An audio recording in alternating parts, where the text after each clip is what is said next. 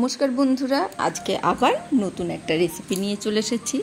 आज के खासिर मांसेर मेटेर कालो भुना किभाबे रांधबे सेई रेसिपि निये एसेछि। देखतेई पाচ্ছো कि दारुण देखते हयेছে, खेतेও किन्तु अतटाई टेस्टी हयेछिल। चलो कालो भुनार जन्य माने काला भुनार जन्य प्रथमे একটা মশলা তৈরি করব। এখানে দারচিনি নিয়েছি, শক্ত ধরনের যে মোটা দারচিনিগুলো হয় সেইগুলো একটু ভেঙে নিলাম। বেশ খানিকটা এলাচ নিয়েছি, অল্প কিছুটা লবঙ্গ নিয়েছি, এখানে কয়েকটা গোলমরিচ গুঁড়োও নিয়েছি, গোটা গোলমরিচ নিয়েছি, শুকনো লঙ্কা নিয়েছি, এইটা দিয়ে দিলাম ধনে, সমপরিমাণ জিরে, সমপরিমাণ মৌরি ও দিয়ে দিলাম। গ্যাসের আঁচটা লো করে রেখেছি আর চাটুটা গরম হয়ে গেছে। হালকা করে নাড়াচাড়া করে গ্যাসটা বন্ধ করে এখনো চাটুটা গরম হয়ে রয়েছে, সেইখানে ওই জয়ত্রীর ফুল যেটা সেইটা দিয়ে দিয়েছি অল্প। হালকা ঠান্ডা করে এটাকে মিক্সিতে গুঁড়ো করে নিয়েছি। গুঁড়ো করে একটা কৌটোর মধ্যে রেখে দেবো। স্টিলের কৌটে রাখলে খুব ভালো হয়। এখানে মেঠে নিয়ে নিয়েছি, মেঠেগুলো কেটে একটু ছোট টুকরো পিস করে নিয়েছি, হালকা করে, খুব বেশি না, যে টুকরোটা আসে তার চেয়ে হাফ কেটে ছোট করেছি। তার মধ্যে একটু লবণ, একটু হলুদ গুঁড়ো আর এখানে দিয়ে দিলাম অল্প আদা রসুন কিছুটা দিয়ে দিলাম। দিয়ে ভালো করে এটাকে মাখবো। তার আগে এখানে পেঁয়াজ ভেজে রেখেছি, একটা ওই মাঝারি সাইজে বেরেস্তা করে রেখেছি আর সেইটা দিয়েছি।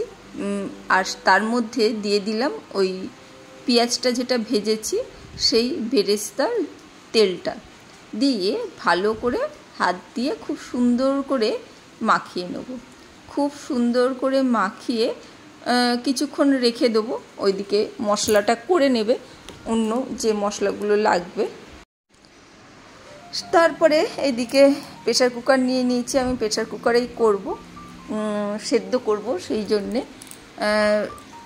মেঠেগুলো দিয়ে দিয়েছি, মটনের মেঠেগুলো দিয়ে তেল দিইনি, যেহেতু ওই বেরেস্তা ভাজার তেলে মাখা রয়েছে, তাই এইটাকে গ্যাসটা মানে কমিয়ে দিয়ে মিডিয়াম ফ্লেম করে গ্যাস, যেহেতু প্রেসার কুকারটা বসানো হয়েছে, গরম হয়ে গেছে, তাই গ্যাসের আঁচটা অবশ্যই লো টু মিডিয়াম করে এই মাংসটা হালকা করে নাড়াচাড়া করতে হবে।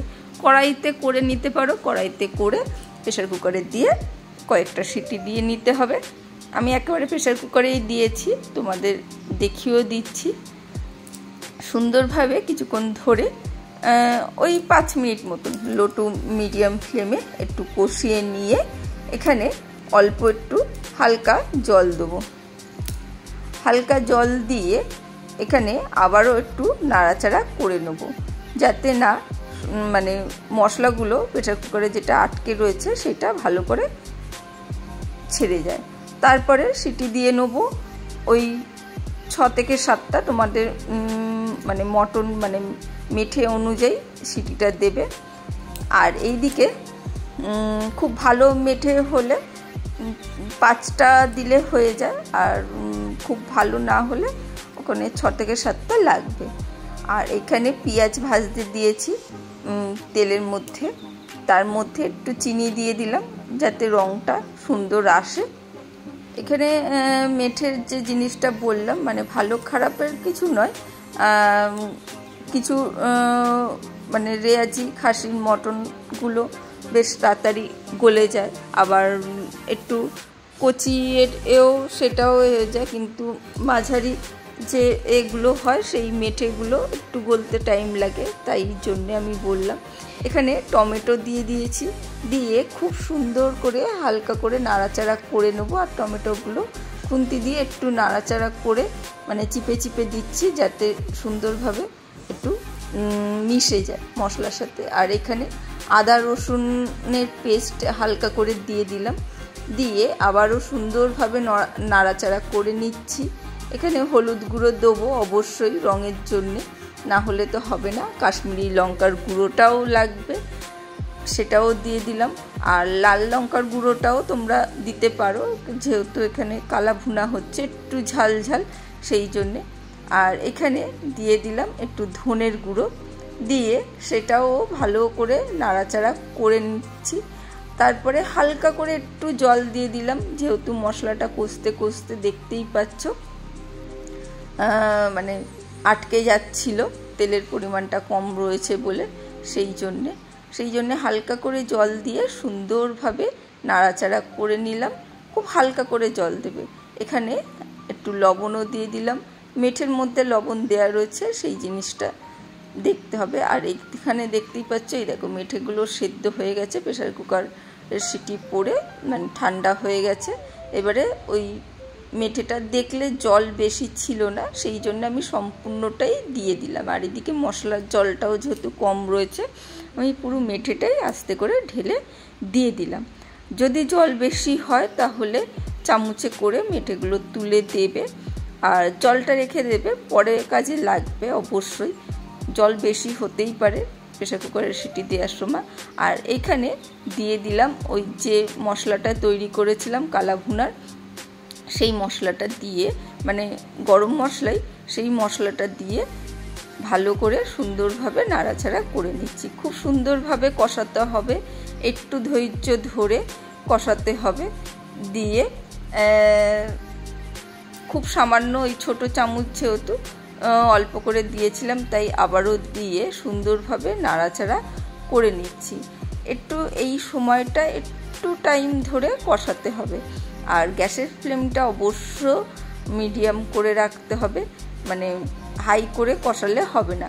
একটু চাপা দিয়ে কিছুক্ষণের জন্য রেখে দিচ্ছি, লো ফ্লেমে কিছুক্ষণ চাপা দিয়ে আমি রেখে দিলাম। তারপরেই দেখো খুলছি, দেখো কি সুন্দর একটা তেল সাইড দিয়ে বেরিয়ে আসছে। সুন্দরভাবে আবারও সুন্দরভাবে নাড়াচাড়া করে নিতে হবে, পুড়িয়ে ফেললে হবে না, সেই জন্যে একটু ধৈর্য ধরে সুন্দরভাবে নাড়াচাড়া করতে হবে। এই নাড়াচাড়াটাই কিন্তু আসল লাস্টের দিকে খুব সুন্দর করে।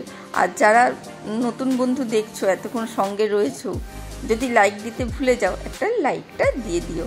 আর যদি সাবস্ক্রাইব করা না থাকে তারা অবশ্যই একটু সাবস্ক্রাইব করে দিও।